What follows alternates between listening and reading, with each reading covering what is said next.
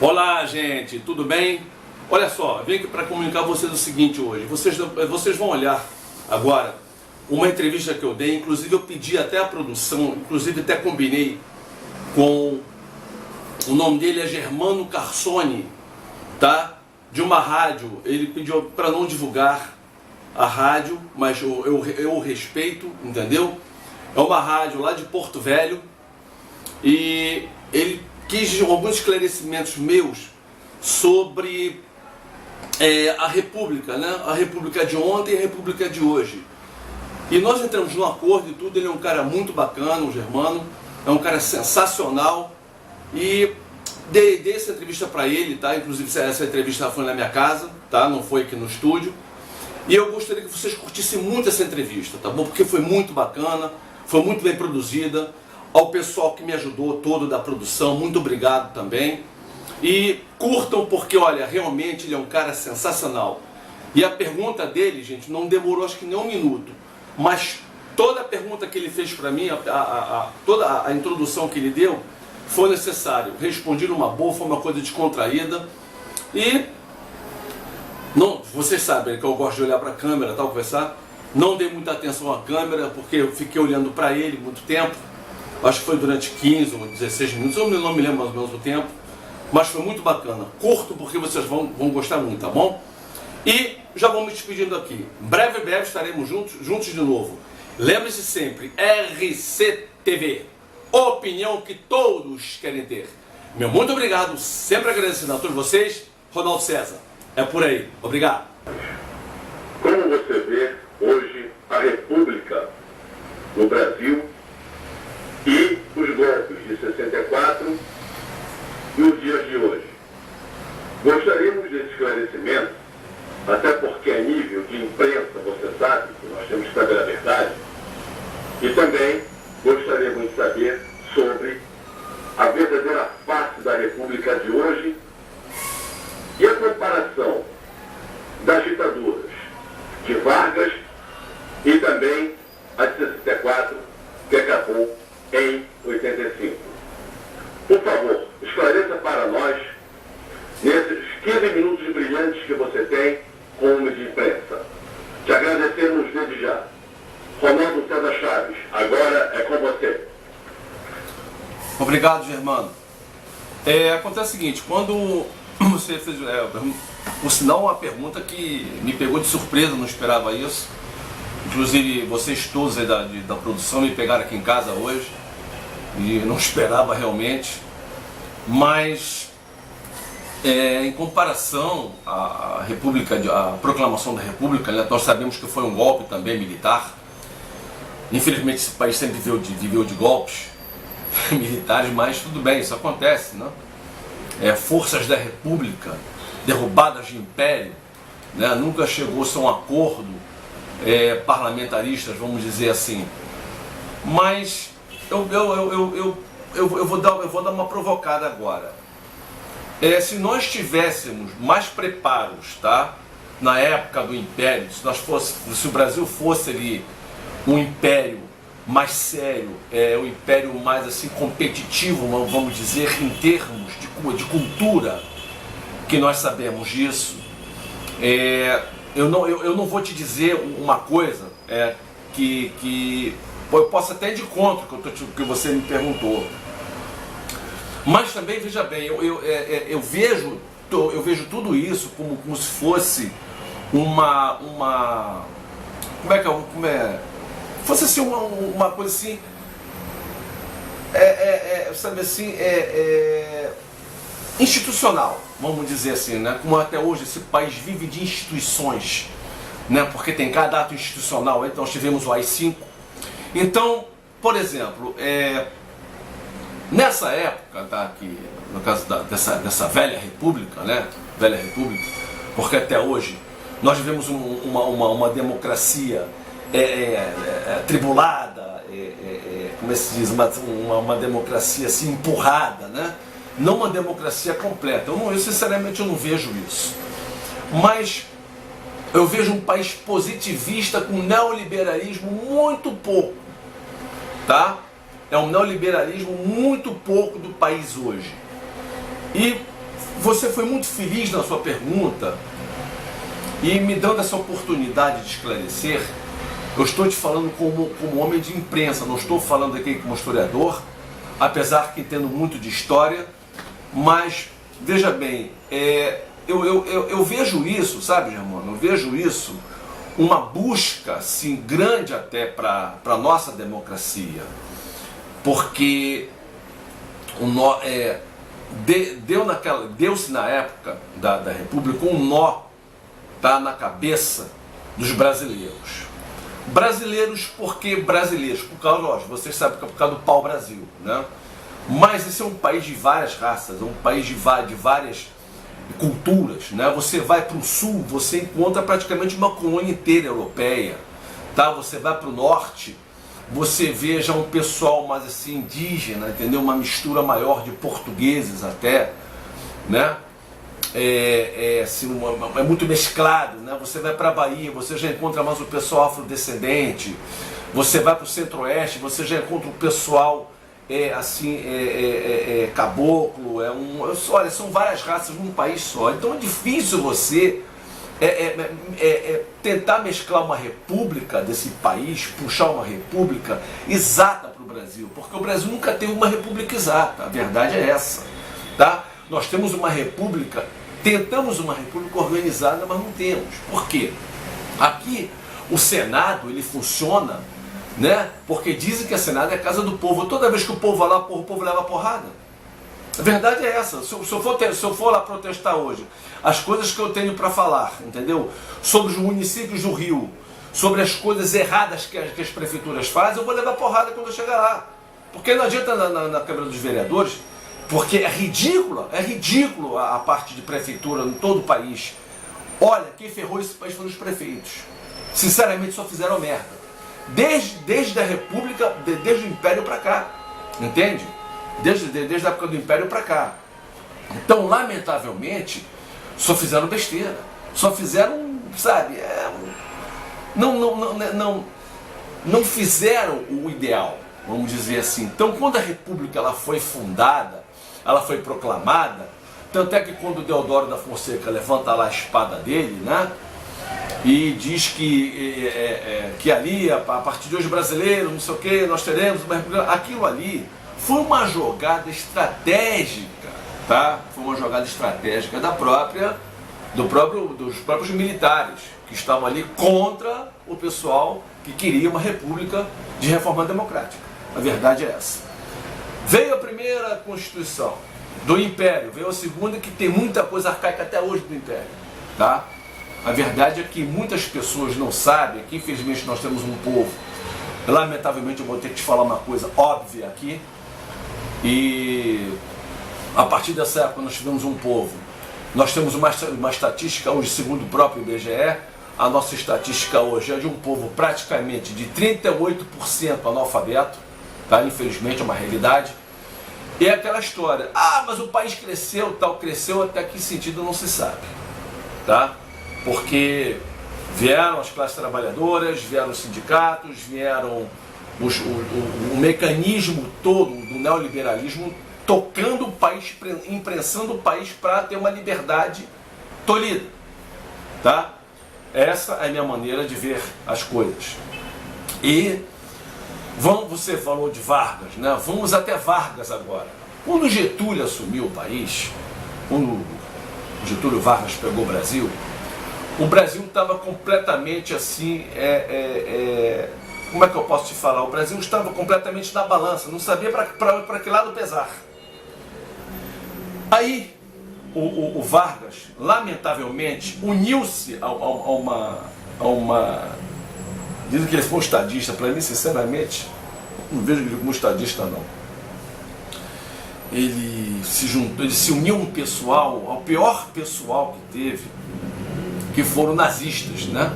Ele se uniu ao nazismo. Então o Getúlio já tinha uma raiz positivista e nazista ao mesmo tempo, tá? Não adianta dizer que não. É só ver a história, ler a história e interpretar a história. Não é ler e ver que não é isso, é interpretar. Para quem estuda, por favor, vocês sabem. Eu não vou discutir outro lado, porque não adianta não vou nem entrar nesse mérito. Então, a partir do momento que Getúlio entra na briga por nações, ele torna-se um estadista. Torna-se o número 1 da América do Sul. Getúlio Dornelles Vargas, presidente do Brasil. Aí o que acontece? Vai dominando, dá o 13º, era obrigação dele, era criar realmente o 13º, não foi ele que criou, mas era uma obrigação, era um direito de estatuto do trabalhador. Todo trabalhador tem direito ao 13º. Criou a carteira de trabalho, área profissional, tudo bem, tudo isso. Ele tinha que fazer, era obrigação dele, isso não estava... o Getúlio foi bonzinho, pai dos pobres. Porra, a maior utopia do mundo é essa, a maior mentira do mundo. Não foi pai de pobre porcaria nenhuma, entendeu? Então, a partir do momento que ele fez isso com a própria nação, ele praticamente estava querendo já vender o país, porque tanto é que tem um pedaço podre na história desse país, poucas pessoas sabem disso, é quando o Getúlio Vargas entrega de bandeja Olga Benário, a mulher grávida de Luiz Carlos Prestes, e entregou Olga Benário de bandeja para Hitler. E ele próprio Getúlio disse isso, um presente de Vargas para Hitler. Quer dizer, poucas pessoas sabem disso, tá? O Getúlio Vargas vendeu-se ao nazismo, quis colocar um fascismo dentro do Brasil, na época do Anauê. Eles até envergavam aquele negócio, Anauê, aquela babaquice toda, né? Esse fanatismo idiota. Então, isso daí deu-se início, né, vou falar para vocês assim, um segmento errado do Getúlio. Foi aí que realmente ele viu que estava começando a perder o poder. Quando chegou em agosto de 54, quando ele foi levado para o quarto dele, lá no Palácio do Catete, aqui no Rio de Janeiro, ele disse a célebre história, né? A célebre frase: saio da vida para entrar na história. Aquilo ali foi uma jogada, né? E sinceramente, quem fez aquilo com Getúlio, porque o tiro foi muito bem dado, o suicídio foi muito bem planejado. Até hoje não sabe-se como, né, se ele se matou, se não se matou. É uma coisa que realmente até hoje nós temos um pouco assim de dúvidas sobre isso. E o mais curioso é o seguinte, além de tudo mais, quando Getúlio foi encontrado no quarto morto, o primeiro cara a assumir ali foi o Gregório. Não estou acusando o Gregório, mas o primeiro a assumir foi ele. Logo depois chega a polícia. Logo depois chega a Polícia Federal para ver o que estava vendo com Getúlio. Quando foram ver, ele estava morto. Veio-se várias notícias, agosto negro, não sei o que. Passou-se vários tempos sobre isso. Infelizmente, um mistério que nos assombrou pelo país afora. Eu nasci em 59. Então, mas historicamente, minha mãe, né, e meu pai me contavam tudo isso, meus avós, né, que viveram bem essa época, me contaram tudo isso. E realmente, porque aquela história, só sabe a história quem viveu a história, quem está ali, né?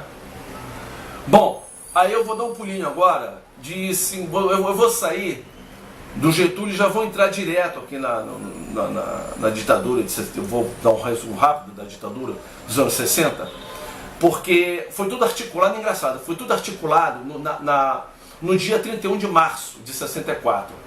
Mas tudo aconteceu no dia 1º de abril. Parece que veio o dia da mentira, mas aconteceu o golpe militar 1º de abril de 64. Aí veio o louco lá, o Leitão, né? Dizendo que aqueles que não amam a revolução ao menos devem temê-la. Aquele tipo da coisa canalha de militar, realmente. Militar desses militares aí. Não os de hoje, tá? Porque tem muito militar bacana, por favor. O militar, a obrigação dele é defender o país. Eu acho que nisso o Brasil consegue ainda, né? Bom, então, vejam bem, para isso serve a força militar. Então, quando veio aquele golpe, que veio a linha dura, que veio com o Médici, a Garras do Médici, com Ernesto Geisel, Milton Tavares, Newton Cruz, quem foi o outro? Roberto Tapamuceno, Flávio Dantas, Eduardo Kostman, tinha um que era um autêntico nazista. Como era o nome daquele cara? Era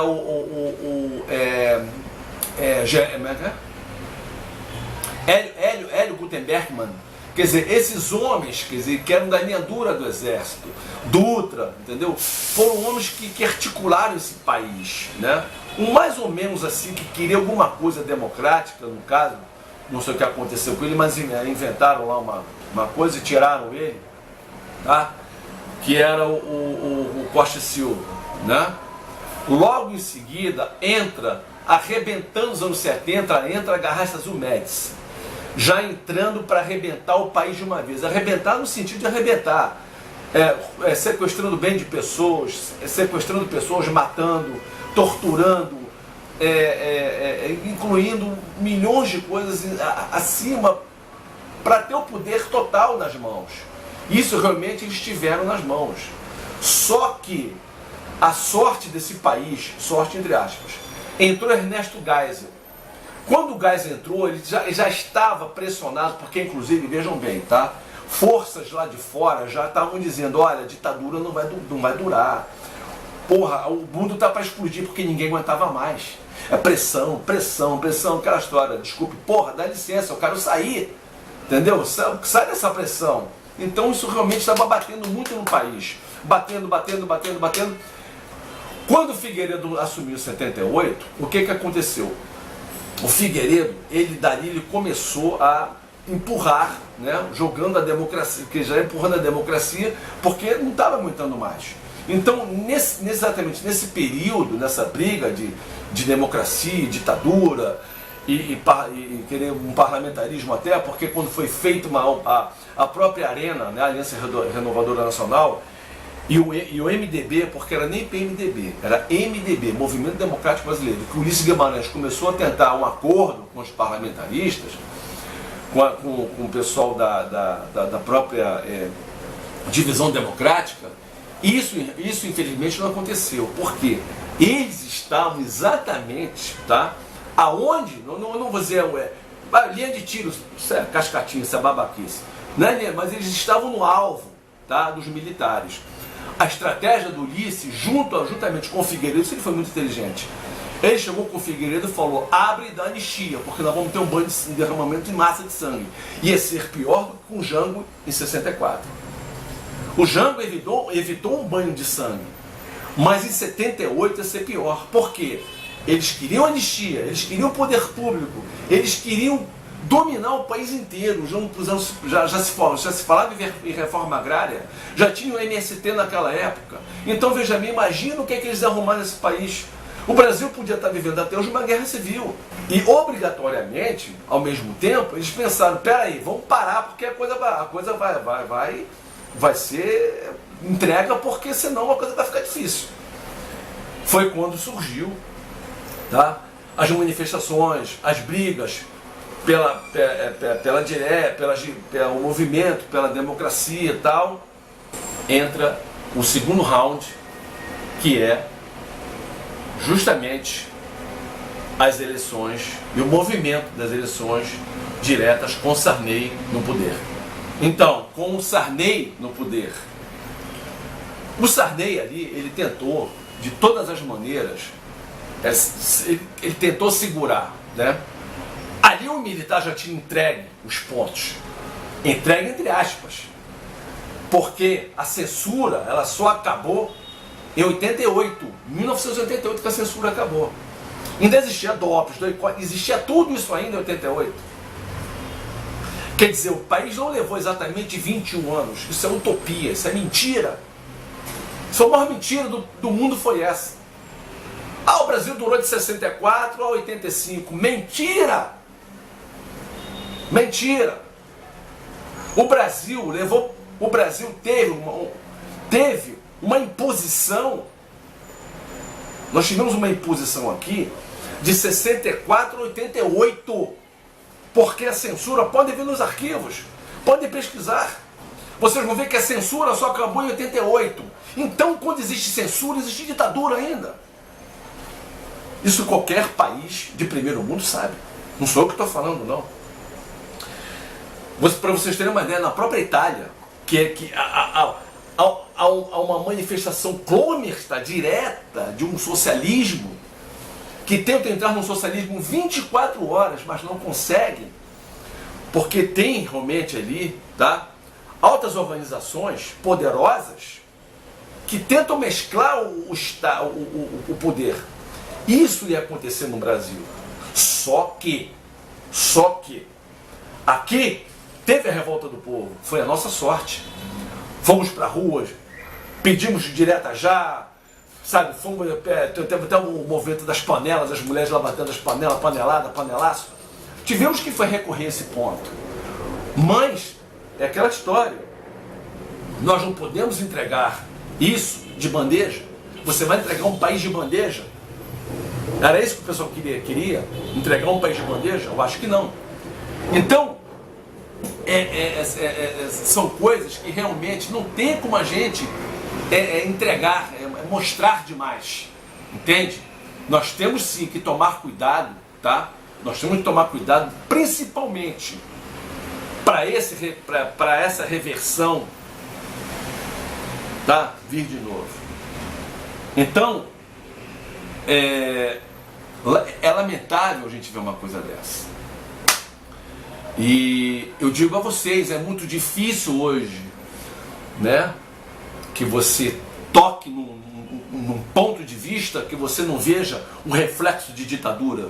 Você vê reflexos de ditadura diários nesse país até hoje, tá? Foi uma coisa que ficou enraizada nesse país, tá? Posso isso, posso aquilo, pode fazer o que quiser, cacete. Entende? Eu posso fazer o que eu quiser. Eu posso me expressar, posso falar, claro, dentro das leis. Dentro das leis que eu me senti a ter os meus direitos. Porque hoje eu não tenho direito de muitas coisas. Quer dizer, transformar a democracia, tá? Desculpe a expressão, numa zona organizada. Tá? É aí que eu queria chegar. Vamos para os dias de hoje. As prefeituras, por exemplo, o que elas fazem, as merdas que elas fazem. Germano, desculpa o termo grosseiro, mas você só vê a prefeitura fazendo merda uma atrás da outra. Eu moro aqui no Rio e vejo isso. Eu vejo municípios do país inteiro. Eu sou um cara viajado, conheço o país inteiro. Tem gente que não tem essa oportunidade, eu tive, eu conheço o país inteiro. Eu conheço o Brasil, do Iapoca ao Chuí. Entende? Eu sou muito viajado, conheço muito esse país. Tá? Onde realmente nós temos mais problemas, porque Rio e São Paulo, aí é que está sociologicamente falando.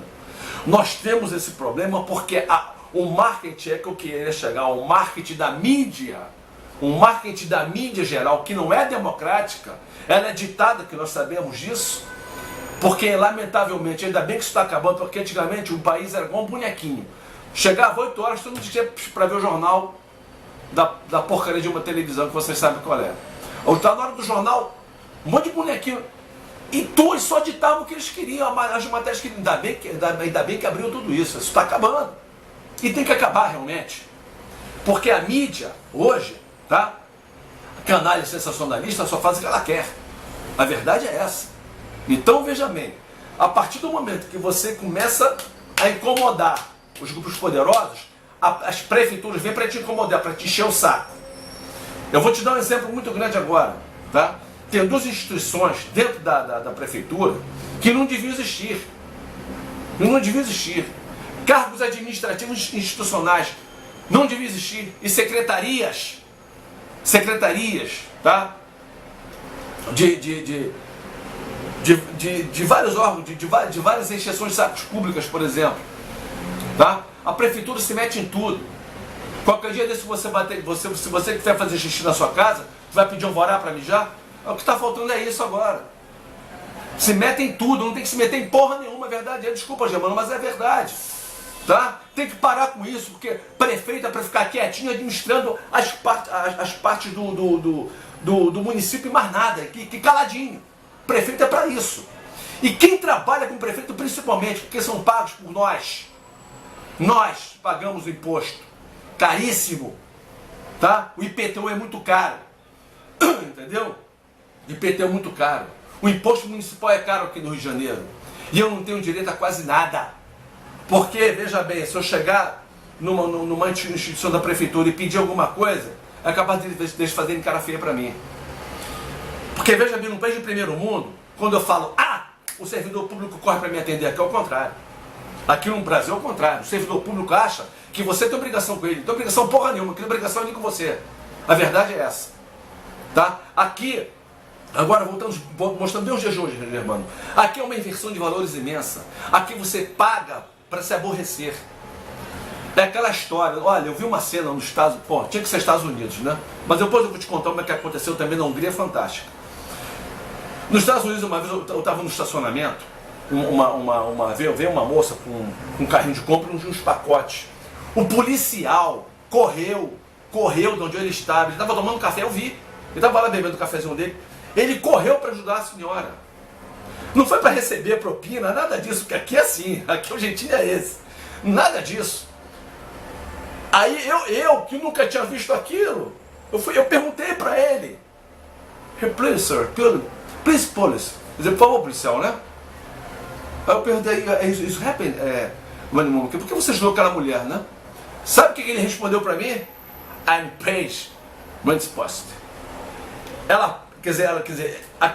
Ele paga imposto e eu tenho que servir. Olha a consciência dos caras. Na Hungria aconteceu uma coisa comigo também. Eu estava saindo de Strömmen, que é um interior lá, e tem as estações de ônibus e tudo. E uma senhora, devia ter mais ou menos vamos dizer, uns 70 anos na época, né? Eu era bem novo, eu era bem garoto na época, eu tinha uns 20 e pouco, sei lá. E eu estava saindo dessa estação, e uma senhora com dificuldade para andar e tudo, eu nunca, olha, não é brincadeira não, se aqui deixava ela para... Eu contei no dedo, 5 policiais mesmo, polícia, tá? 2 asseguraram, 2 carregaram a cadeirinha de roda dela, tá? O aparelho lá, não era brincadeira, não era kit com andador, né? E um olhando, tá? Tomando conta para ver se ninguém ia fazer alguma coisa com ela ou não. Isso era 1h da manhã. Estava deserto praticamente a estação. Eles olharam, inclusive, para mim, me cumprimentaram, mostrei meu passaporte. Quer dizer, lá existe lei, existem as leis lá, existem as leis. Aqui, infelizmente, é o que a gente vê até hoje. Então, agora para finalizar, eu te digo mesmo, tá? Eu digo para você, Germano,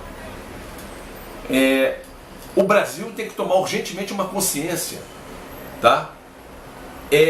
No funcionalismo público. Porque enquanto essa consciência não melhorar, o cidadão vai se achar na obrigação, tá, de achar que nós estamos fazendo favor para eles. É ao contrário, eles fazem favor para nós, porque nós é que pagamos impostos.